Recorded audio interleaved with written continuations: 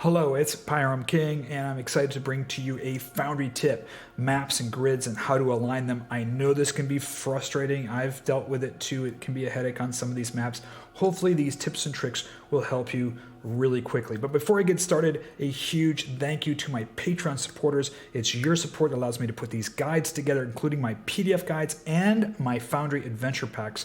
That's right, you don't even have to do the maps, the lighting, the walls. I do that all for you, including journal entries, roll tables, items, and everything. Brand new content. You can just download them, import them right into Foundry, and we got everything ready to go for your adventure. If you're interested in my PDFs or my Foundry adventure packs, or just willing to support me and my videos, there's a link to my Patreon account down below. It's patreon.com/Pyram King. Now, let's just jump right into this. I'm going to be doing grid maps and gridless maps, and also dealing with a couple of maps that are going to require some detailed tweaking, and I'm going to show you a couple little tips and tricks. But before we get started, a couple of important points. I am doing this in version 7.10. This is going to work exactly the same way in version 8. There are no modules in this. This is just raw Foundry. Now, next, we're going to be talking about two groups of important numbers, and I'm going to talk about this at a very basic level. I know most of you Foundry people out there are very smart, certainly smarter than the average bear, but just in case you're new to Foundry or maybe not familiar with some of this lingo, I'm just going to explain it at a very basic level to make it really easy for us all. So the two most important numbers that you're going to look up in your configuration scene that we're going to be talking about a lot is the first one up here is called scene dimensions, parentheses pixels. It says width and then height. Now, this is a measurement. Pixels are little tiny dots that you can't see with the naked eye. I can't even see them with my glasses, but my eyesight is pretty poor anyway. And this is saying that the scene is 3,225 little dots, or pixels, or what they're called, wide by 4,434 little dots high. So that's the resolution of the picture. Now, what's really important about this is the actual picture that you've loaded in of the map. So if your picture of your battle map actually has borders or anything on that, this is the actual dimensions of the picture, not of the grid. Now, the second number that's really important down here is the grid size. Down here it says pixels again. It says 100. Okay, and this is telling you of the box that Foundry is drawing, and I'll just go off to the edge of the screen. This box out here that you see here is 100 little dots or pixels by 100, height and width. So every box on the screen is 100. Now, I recommend not to change this number from 100 for two reasons. First of all, the smallest scaling of this that Foundry supports is down to 50 dots for one square, so a 50 by 50 square. The reason that you don't want to scale down on this is because when you're drawing your walls and your windows and all your terrain features, it has to attach to a pixel. And the smaller that you draw this, that means the smaller resolution that you're going to have in making your walls and your terrain walls and when you're connecting your doorways. Another way of thinking about this, if you're old like me and you remember when you first played a computer game with 16-bit graphics and you're playing with stick figures with big block graphics. Technically, when you're scaling down like that, you're losing resolution and you're not going to have as much detail to draw your walls. So keep it at 100. The second reason to keep it at 100, we're going to use this 100 number as a real simple multiplier. We can all multiply by 100. 10 times 100 is 1,000. 30 times 100 is 3,000. It's a really simple number to multiply for because we're going to be covering that in our first trick. So let's go ahead and do our first map. Now, I have two sets of maps that I'm going to be using. I'm going to be using some maps that actually come from Wizards of the Coast. These are two maps from Curse of Strahd. The reason I'm using those is because they're going to be common maps that a lot of people will be using, some Wizards of the Coast maps, and there's some issues with these maps that we have to fix in Foundry. The second group of maps are maps made by DM Andy. DM Andy has a Patreon with some gorgeous maps for Curse of Strahd. He makes maps both with grids and gridless, daytime, nighttime, fog, and rain.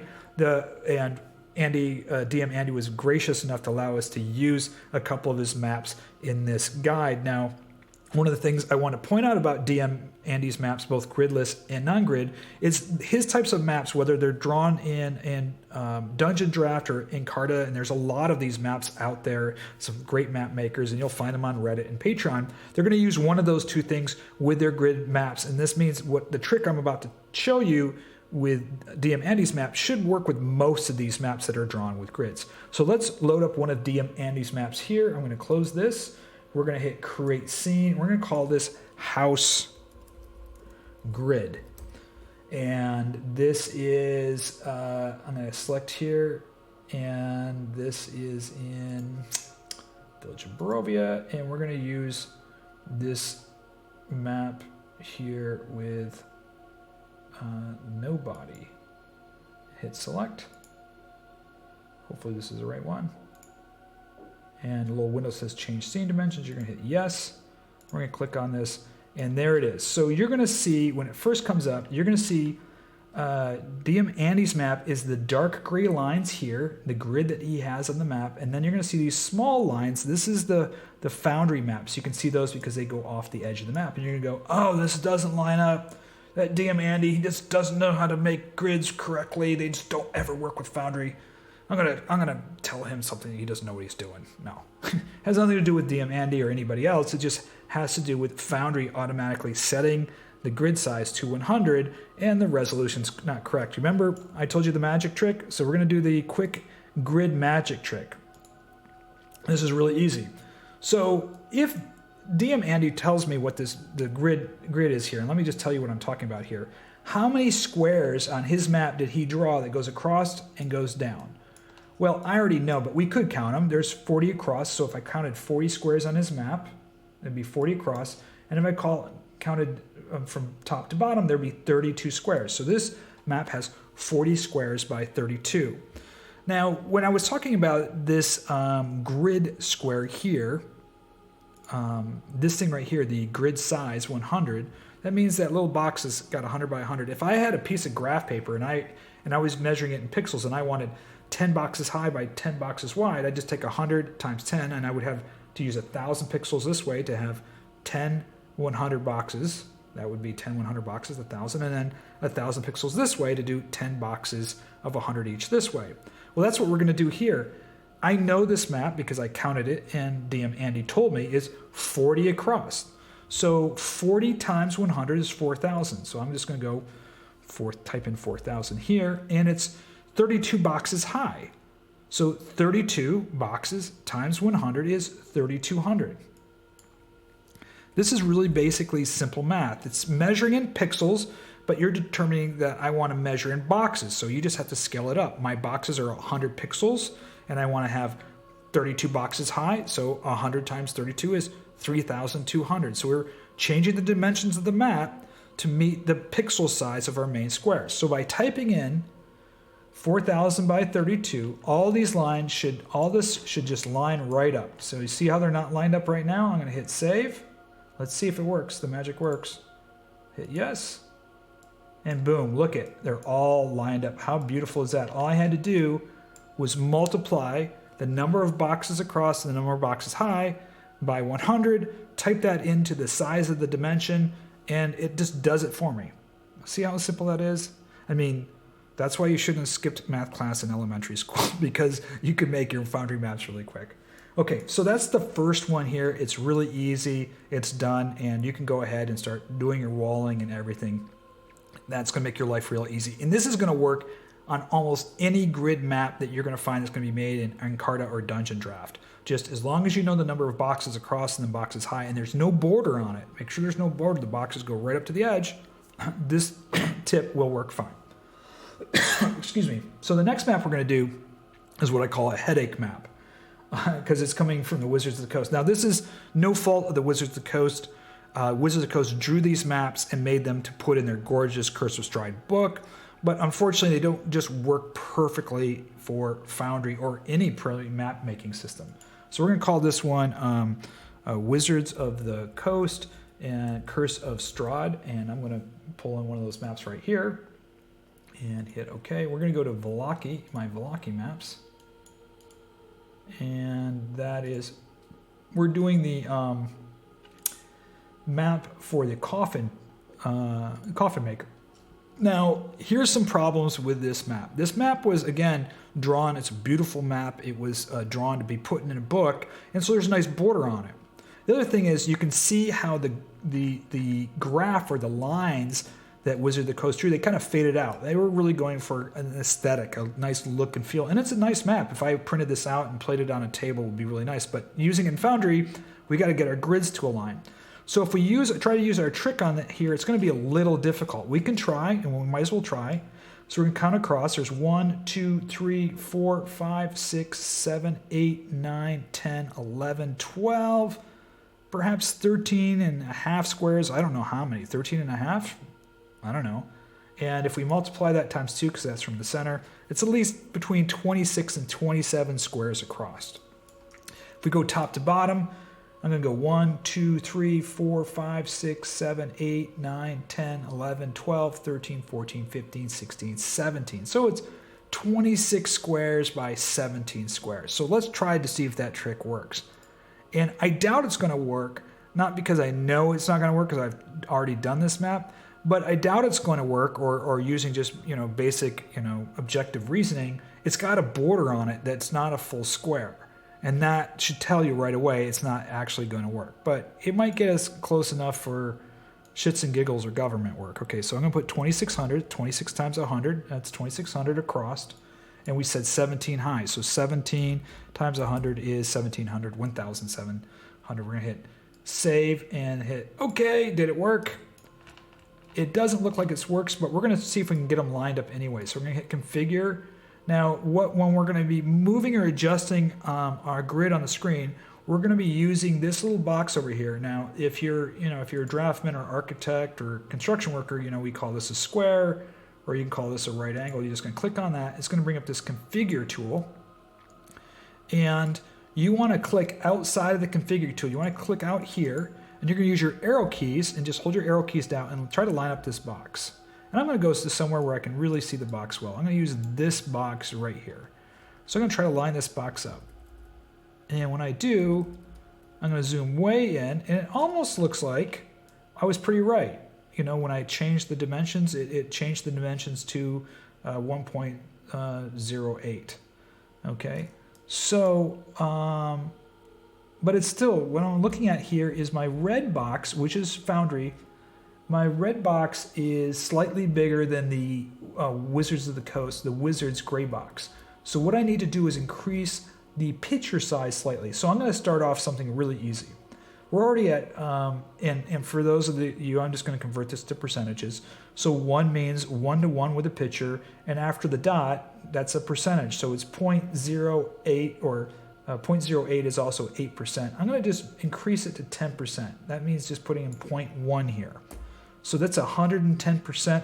I'm going to increase the map by just 10%, and I'm going to click back out here and reline this up and see if that's going to work for me. And it looks like the gray box is still slightly smaller than the red box. So I'm going to increase this from 110% to 115, or from 10% to 15%. Click again back out here and line this up. See how this works for me. Oh, and now what we've noticed is the gray Wizards box is bigger than the Foundry box. So we know something with deductive reasoning. It's greater than 10%, less than 15%. So we're going to go with 12.5%. That's right between 10 and 15. So we're going to go 12.5, or 1.125. That's 12.5%, or just 12.5% increase. We're going to click back here in the box. We're going to try to line it up. We should be getting closer. Yeah, that's pretty close. Maybe, let's say, a little bit bigger. A little smaller on the graph. I'm going to do 1.2. 2. No, I think 2.5 is pretty good. Maybe 2.4.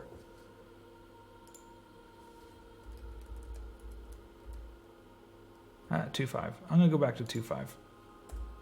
As you can see, you can just start tweaking with this a lot. What's the most important thing is that when we zoom out, is that looks pretty good in the far corners of the map. That's where you're going to see the biggest offset, is when you go from corner to corner.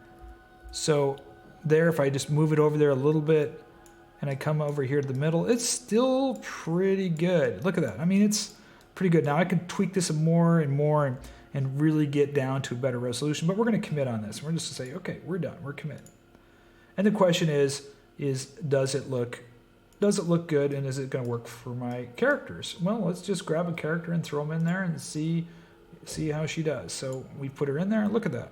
We've clicked on her, and she can move, and she looks like she's in the boxes. She's going through the doors, no problem here, and that's a pretty good job, even though Wizards of the Coast didn't help us out on this map. Okay, number 3, rescaling a map. So let's check that out. Now, I've got another Wizards of the Coast map here. I've already done the alignment. It's another one of those headache maps, but we got a problem here. Check it out. What does this say here on our scale? 10 feet. What do we know about playing Dungeons & Dragons? Our characters use 5-foot squares, but the squares in here are 10-foot squares. That means if I drag her in here, she's not that big. She's not that big. That's a big gal. She's not that big. She should be taking up 1/4 of this, because these squares are representing 10 feet. Not to mention, check out the mouth of this cave. How is she going to get by these stalactites and stalagmites? I mean, she's a big gal there. So we got to resize this thing so that Celia can get through into the cave. So how do we resize this? Well, pretty simple. Once you have your grid size done, which I already did, went through the headache on this one for you. You're welcome. And I click on this. We're going to use a calculator. You don't even have to do math. Let the calculator do it for you. So I'm going to bring up a calculator. This was the image size. I had to scale it up to 1.34%. So it's 34% on here. I'm going to copy this, hit Control C. Hey, as long as you can do Control V, Control C, Control V, copy and paste, you don't even need to do the multiplication. Just paste it in there, multiply it times 2, hit equal, copy and paste it right back out of here. Stick it right in there, plop. God, I'm a genius. Look how fast I just did that. Now, your boxes are going to go off center just a little bit. You're going to have to recenter them, so let's just do that right now. Remember, we're going to use our arrow keys.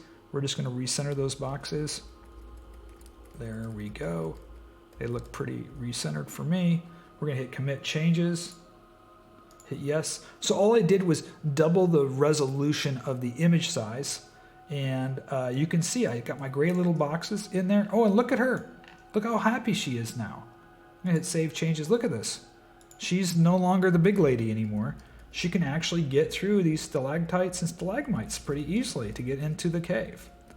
And if you want to leave the grid on there, you can. Now you can see there's the dark gray grid. That's the original 10-foot square drawn on the map to the scale of Wizards of the Coast. And you've just put in the 5-foot squares in here, right? Very easy. And the calculator and copy pasted it for you. All right. Now, what about you, Pyram? What do you use? I do not like grids. I just don't like grids. I like to have the freedom. I'm a free kind of guy. I like to have the freedom of controlling my own grids. And so let me show you the philosophy of doing gridless maps. And the reason I like gridless maps are for 2 reasons. Number 1, I don't like grids on my map because when you have gorgeous maps, and I'm going to do another one right here. We're going to do a map, create scene. We're going to call this gridless. This is another DM Andy's map, house, gridless, or just going to be, instead of gridless, I'm going to say no grid, right? No grid map. And I'm going to grab one of his gorgeous maps out of Village of Barovia, and we're going to do the mansion with the body. Hit select, hit save, yes. And when I go to the no grid, there's no grid on here. The only grid you're seeing on here is the Foundry grid. And I'm just going to remove it just because I want to show you what I'm talking about. Now, when you want to remove your grid, just take your opacity down to 0, hit save. Now you don't see any grids. And when you're in here, I mean, look at how gorgeous this is, right? You don't want any black lines going through here. The other thing about gridless maps is maybe you don't like the exact resolution or the exact sizing they've done with their grids, and you go, you know what, I want to have my own grid. Maybe I want to see the grids, but I want to scale it to my own size. So let me give you the philosophy on how I do my grids. The first thing I do is I'm going to bring up the little tool over here, and I'm going to see if the grid size already looks good. And I'm going to line up, I always line up on doors and stairs. And the reason I line up on doors and stairs is I want to make sure my actor, my character token can get through the doorway okay, that the doors are not too wide and not too narrow. So I use the door as a scaling. So if I want my characters to be 5 feet and these are a double door, I always want my doors to be enough for they get through. I always like my doors to be roughly 5 feet. So this is a double door. It looks like it's pretty good here. And the second thing I like to do is to make sure my stairs, at least they can go up the stairs here, one at a time, single file. This looks pretty good to me. I'm not going to even scale this. Now, this might be one of those times where just to be quick and dirty, I might change and use the hold down the Alt key and use the mouse wheel to change the size of the grid, see if I need to make them smaller or bigger. Again, as I said before, I don't like to make them smaller because it gives me less resolution to draw my lines on. So I'm going to commit to changes right here, and there we go. So I've commit to changes, and when I do my walls the first time, I make my grids dark. So I'm going to hit my grid dark, and you can leave it like that if you like it. I don't. But the reason I do that is when I do my walls. And one of the things I like to see is where my doors and walls start. So I'm going to just do a couple of walls here just to show you. So I'm going to do a wall to here. I'm going to hit Control. I'm going to do a wall down to here. Hit Control. I'm going to do another wall from here because I like my doors to work just perfectly. I'm always a stickler for my doors. So if I hold here and I draw my door to here, I've got double doors now there. I'm going to do one more thing on the stairway just to show you. I'm going to put a terrain wall here from here to here. Okay, I'll draw it from here to here actually. Just one grid down. And I'm going to change this terrain wall actually. I'm going to make this normal, limit the perception, and I think it's going to be to the right. Right? Yep, that's the right. I'm going to put a solid wall over here. I'm going to draw another solid wall right along here. I'm going to show you why I do this. So I'm going to bring in our beautiful model here who's drawn to scale. I'm going to turn off my grids, okay, because I don't want to see my grid lines. Because the reason I don't have grids is get mapped with grid lines because I don't like to see the grids. Look how beautiful that is. Now she's going to jump into our scene. Here's our beautiful model. She's outside. She can't see in. I open the door. Look at that. Oh, see both doors work. And I know that she can easily get inside. And now look at this fog of war I've got up here. Look at she's down here. She can't see up there, but if she goes up on the stairs, she can see down. She just can't see up. So I use that kind of one-way wall for that kind of action. And this works really great. I don't need to see a grid. I just know that the doors work and everything is hunky-dory. So that was it. That was some tips and tricks on dealing with the grids and also dealing with rescaling, trying to figure out stuff that doesn't really work and how to adjust the size, keeping your grid size the same. I hope you enjoyed this. Please click like and subscribe when you do. It certainly does help me out. And again, if you're interested in becoming a Patreon member, check out the link down below. Special guests, thank you again to DM Andy, and of course, special thanks to all my Patreon members. This is Parham King signing off. Until next time, may your rolls be critical 20s or critical successes if you're playing a different type of role-playing game.